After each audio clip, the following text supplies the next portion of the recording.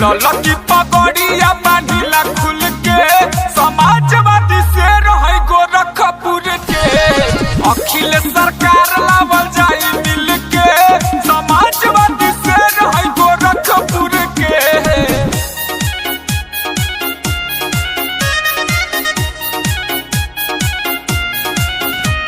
अखिलेश भैया जिंदाबाद जिंदाबाद जिंदाबाद। अखिलेश भैया जिंदाबाद जिंदाबाद जिंदाबाद। समाजवादी पार्टी जिंदाबाद जिंदाबाद जिंदाबाद। समाजवादी पार्टी जिंदाबाद जिंदाबाद जिंदाबाद। साइकिल के गोदना के लेके कर दे बढ़ चढ़ के बोलल बारे कर दे जे भी समाजवादी बुराई कोनी छाती में 6 इंच छेद कर दे छाती में 6 इंच छेद कर दे आए हाय छाती में 6 इंच छेद कर दे हाय साइकिल के गोदना के लेके कर दे बढ़ चढ़ के बोलल बारे कर दे जे भी समाजवादी बुराई कोनी छाती में 6 इंच छेद कर दे झूठ के खिलाफ बोलीला खुल के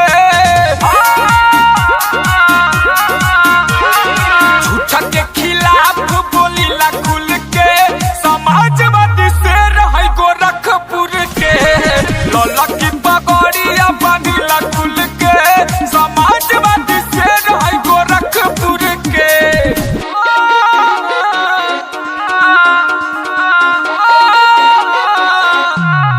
अखिलेश भैया जिंदाबाद जिंदाबाद जिंदाबाद। अखिलेश भैया जिंदाबाद जिंदाबाद जिंदाबाद। समाजवादी पार्टी जिंदाबाद जिंदाबाद जिंदाबाद। समाजवादी पार्टी जिंदाबाद जिंदाबाद जिंदाबाद। सपा सरकार अब आई हो उसी का दिन लौटाई हो मुसलाल यादव गावे लागी पिया तोड़ जवाब दियाई हो तोड़ जवाब दियाई हो।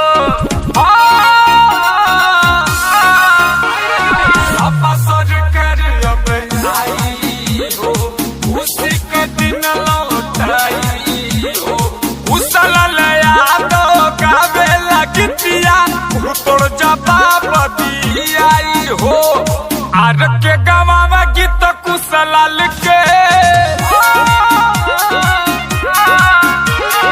आर के गवावा गीत कुशलाल के समाजवादी से रहे गोरखपुर के ललकी पगड़िया बांधी